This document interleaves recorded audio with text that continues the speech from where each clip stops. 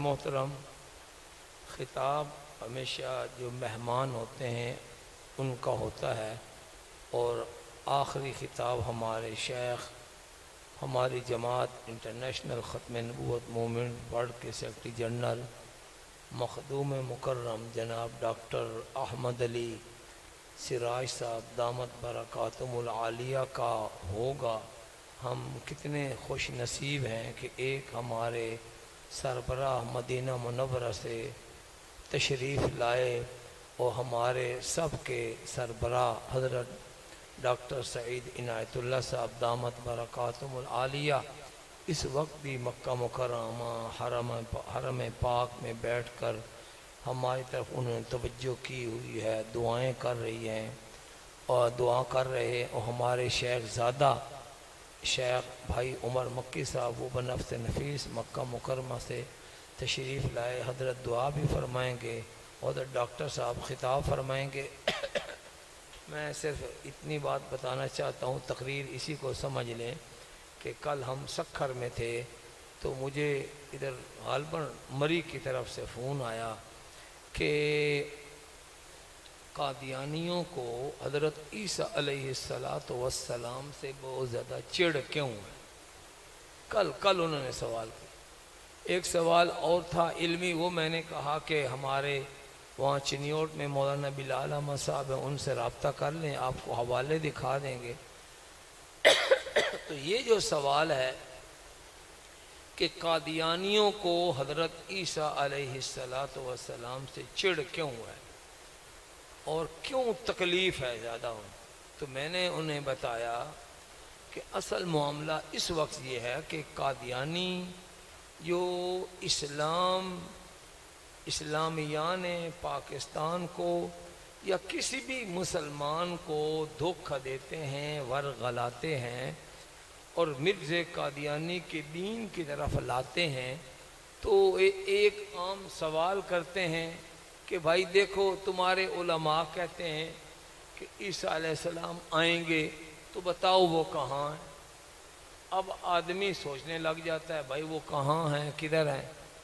تو جب اس کے پاس علم نہیں ہوتا، اس کو عیسیٰ علیہ السلام کی جو آمد ثانی کی نشانیاں ہیں وہ ان کے پاس نہیں ہوتی تو وہ ہکا بکا رہ جاتا ہے۔ اس وقت قادیانی کہتے ہیں کہ ہمارے مرزا صاحب نے چونکہ عیسیٰ ابن مریم ہونے کا دعویٰ کیا، چلو اسی کو عیسیٰ مان لو۔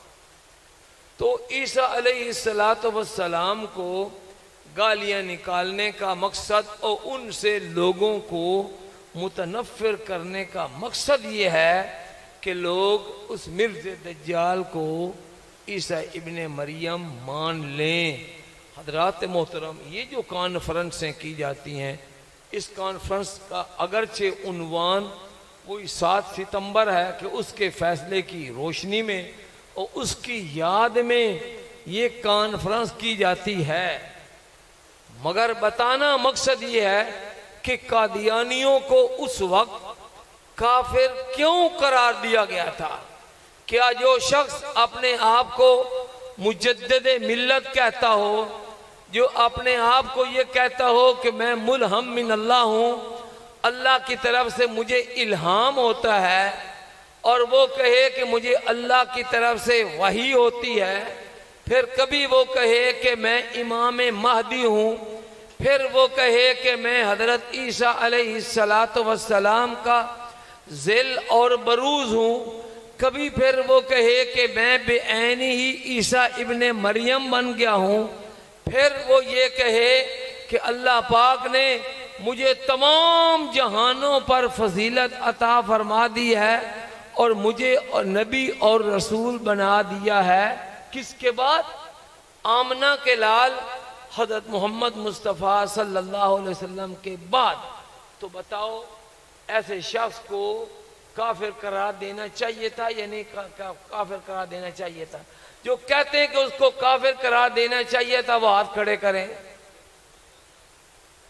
اس لیے ایک تحریک چلی جو 1974 کا آپ نے سنا سارا واقعہ، میں دہرانا نہیں چاہتا، میں تو اپنی خوش نصیبی یہ بتانا چاہتا ہوں کہ مجھے بھی اس تحریک ختم نبوت میں 1974 کی تحریک میں شرکت کرنے کا موقع ملا، پہلے یہاں چنیوٹ میں، پھر اسی سال میں کراچی چلا گیا اور بنوری ٹاؤن پڑھنے کے لیے، اور یہ تحریک جو ہے وہ اپنے انجام کو پہنچی۔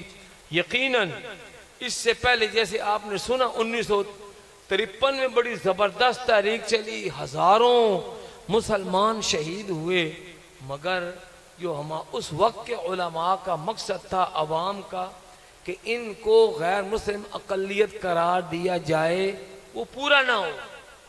وجہ کیا ہوئی کہ سڑکوں پر، مدرسوں میں، مسجدوں میں تو بڑا پریشر تھا، مگر اسمبلی کے اندر کوئی پریشر ایسا نہیں تھا۔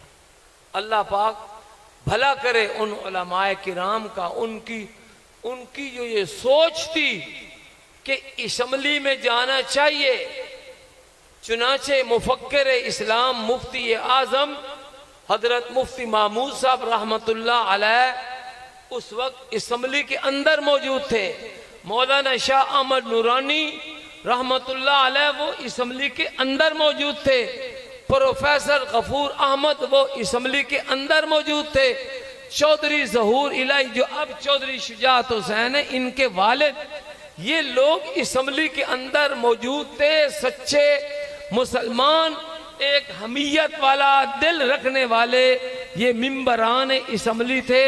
باہر مولانا غلام اللہ خان رحمت اللہ علیہ اور حضرت علامہ مولانا محمد یوسف بن نوری رحمت اللہ علیہ، وہ پورے ملک کی قیادت تھی، اور اسمبلی کے اندر بھی علماء قیادت کر رہے تھے۔ الحمدللہ یہ تحریک اپنے منطقی انجام کو پہنچی، اور جو اس وقت کی عوام کا مطالبہ تھا کہ قادیانیوں کو غیر مسلم اقلیت قرار دیا جائے، وہ مطالبہ پورا ہوا۔ وجہ اس کی کیا تھی کہ ان قادیانیوں کے سارے عقائد کافروں والے، مرتدوں والے اور اسلام سے مخالف تھے، اور لبادہ اوڑا ہوا تھا اپنے اوپر اسلام کا۔ تو اس وقت علماء نے تہیہ کیا کہ ان کو غیر مسلم اقلیت قرار دلوانا ہے، وہ ہوا الحمدللہ، اور آج یہ اسی کی یاد میں یہ کانفرنس ہو رہی ہے، اس کی قراردادیں ہیں۔ ہمارے پہلے زمانے میں رواج تھا کہ جب کانفرنس ہوتی تھی تو قراردادیں ہمارے شیخ مکرم حضرت مولانا عبد الوارث صاحب رحمت اللہ تعالی علیہ کے ذمہ لگتی تھی، پھر وہ فرماتے تھے بھائی قراردادیں جو ہیں وہ ساری کانفرنس کا مغز ہوتی ہیں، نچوڑ ہوتی ہیں، واقعتاً جو حالیہ واقعات ہوتے ہیں تو ان کا یہ نچوڑ ہی ہوتا ہے۔ تو اب میرے ذمہ لگی ہیں، وہ میں آپ کو پڑھ کر سناتا ہوں، آپ نے ان کی تائید کرنی ہو۔ بسم اللہ الرحمن الرحیم۔ پاکستان کے نمبر 1، پاکستان کے دفاعی ادارے اور افواج پاکستان وطن عزیز کی جغرافیائی سرحدوں کے محافظ ہیں، ان کے ہوتے ہوئے پاکستان کو کوئی خطرہ نہیں۔ اسلام اور وطن دشمن عناصر دفاعی اداروں اور افواج پاکستان کے خلاف ہرزہ سرائی کر رہے ہیں۔ یہ کانفرنس اس ہرزہ سرائی کی نہ صرف مذمت کرتی ہے بلکہ اعلیٰ عدلیہ اور مجاز اتھارٹی سے ان کے خلاف قانون کے مطابق کارروائی کرنے کا مطالبہ کرتی ہے۔ آپ تائید کرتے ہیں؟ نمبر 2، سیلاب اور بارشوں سے متاثرہ علاقوں کے عوام الناس کی بحالی و آبادکاری کے حوالے سے حکومتی دعوے زیادہ ہیں، کوششیں کم ہیں، جبکہ پرائیویٹ سیکٹر اور NGOز اور دینی مدارس و مساجد اور دینی حلقوں نے دل کھول کر متاثرین کی امداد کی ہے۔ تاہم ایسے حالات میں وطن دشمن عناصر اور قادیانی NGOز پر کڑی نظر رکھنے کی اشد ضرورت ہے کہ وہ امدادی سرگرمیوں کے نام پر امدادی سرگرمیاں نہ پھیلائیں۔ آپ کے قرارداد منظور ہے۔ نمبر 3، پاکستان کے اسلامی و قومی تشخص کو مجروح کرنے والی NGOز اور لابیاں ہماری شناخت کو ختم کرنے کے لیے سرگرم عمل ہیں۔ یہ NGOز عالمی اداروں کے ایجنڈے پر کام کر رہی ہیں جن میں توہین مذہب، توہین رسالت اور توہین صحابہ و اہل بیت اطہار کے ذریعے پاکستان کو مزید کمزور کرنے کی کوششیں کی جا رہی ہیں۔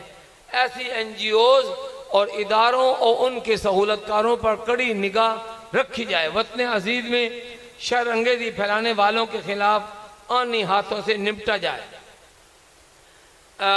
35ویں سالانہ انٹرنیشنل ختم نبوت کانفرنس جناب نگر کا یہ عظیم الشان اجتماع اللہ پاک کے حضور سجدہ شکر بجا لاتے ہوئے تمام مدعوین، مندوبین، وزیر انتظامی اور شرکائے کانفرنس کا شکریہ ادا کرتا ہے کہ آپ حضرات کے تشریف آوری سے یہ کانفرنس کامیابی سے ہمکنار ہوئی۔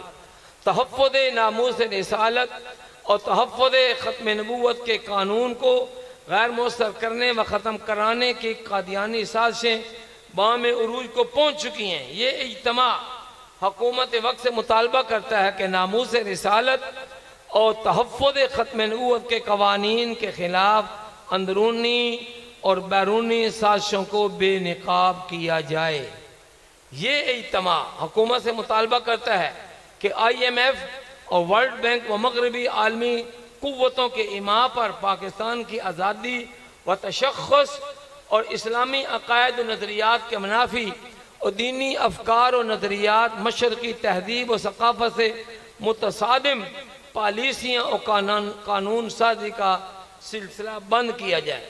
یہ اجتماع افواج پاکستان کے ان جابازوں کو خراج عقیدت پیش کرتا ہے بلکہ جنہوں نے 1965 سے لے کر اب تک ملک کی سلامتی و دفاع کے لیے اپنی جانوں کا نذرانہ پیش کیا۔ یہ اجتماع حکومت کی طرف سے بجلی، گیس، پیٹرول کی قیمتوں میں مسلسل اضافہ اور بنیادی اشیاء ضروریہ میں ہوش ربا مہنگائی پر تشویش کا اظہار کرتا ہے اور حکومت سے مطالبہ کرتا ہے کہ حکومت فی الفور مہنگائی کنٹرول کر کے عوام کو ریلیف دیا جائے۔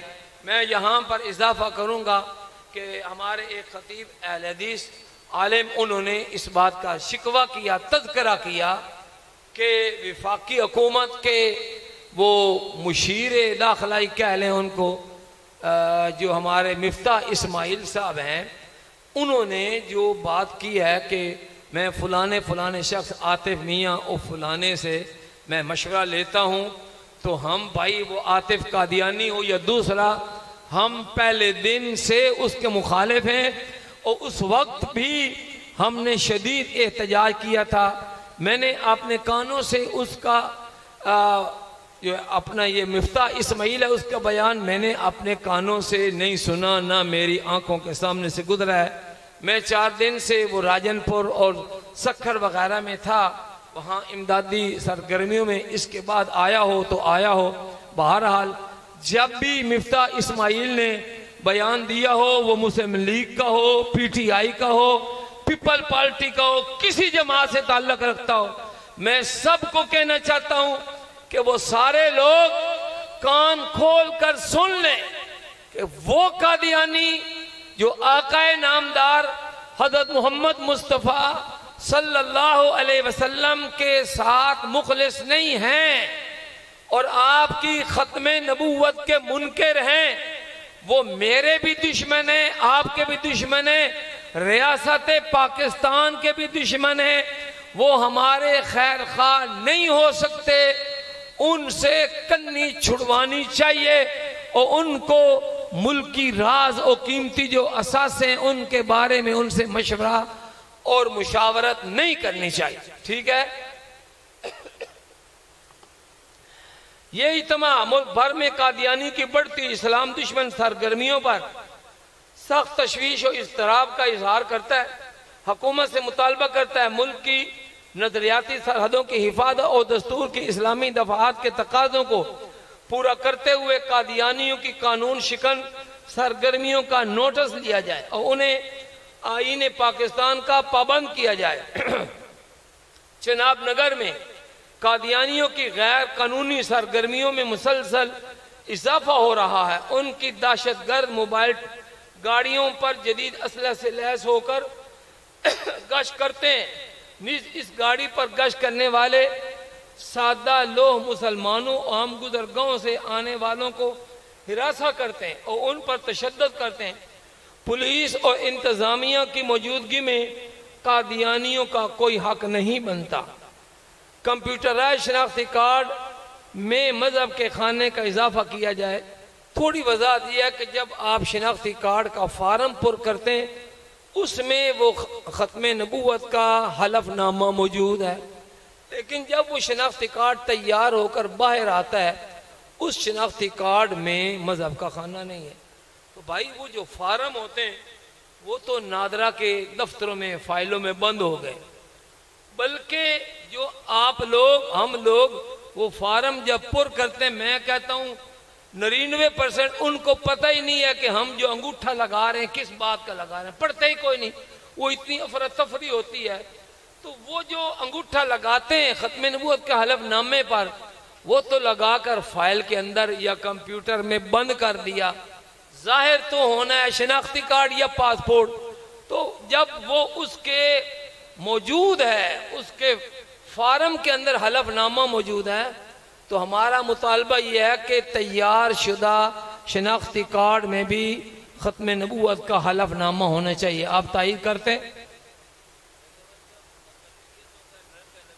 ہاں، یہاں یہ بھی رائے ہے کہ یا تو وہاں ایک خانہ بنا دیا جائے یا اس کا رنگ جو ہے وہ مختلف کر دیا جائے، یا مسلمانوں کے شناختی کارڈ کا رنگ الگ الگ کر کے دستوری اور قانونی تقاضوں کے مطابق مذہبی امتیاز کو یقینی بنایا جائے۔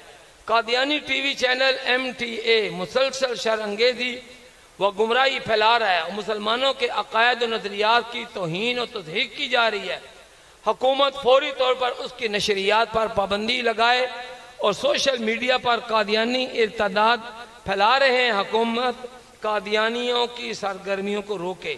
اسلامی نظریاتی کونسل کی سفارشات کے مطابق مرتد کی شرعی سزا نافذ کی جائے۔ یہ اجتماع حکومت سے مطالبہ کرتا ہے کہ تعلیمی نصاب میں عقیدہ ختم نبوت کے مضامین اور اسباق شامل کیے جائیں، جیسے آپ نے سن لیا شامل تو کر دیے، تاکہ نوزائیدہ نسل میں تحفظ ختم نبوت اور ناموس رسالت صلی اللہ علیہ وسلم کے سلسلے میں شعور پیدا کیا جائے۔ اس کے ساتھ اضافی مطالبہ ہے کہ قرآن مجید اور اسلامیات پڑھانے والے مسلم اساتذہ بھی تعینات کیے جائیں۔ ڈوب مرنے کی بات ہے کہ قرآن اور اسلامیات پڑھانے کے لیے بھی قادیانی ٹیچروں کو تلاش کیا جاتا ہے۔ حکومت نے تمام اقلیتوں کے اوقاف سرکاری تحویل میں لیے ہوئے، لیکن قادیانی اوقاف حکومتی تحویل میں نہیں لیے گئے۔ یہ اجتماع حکومت سے مطالبہ کرتا ہے کہ دوسرے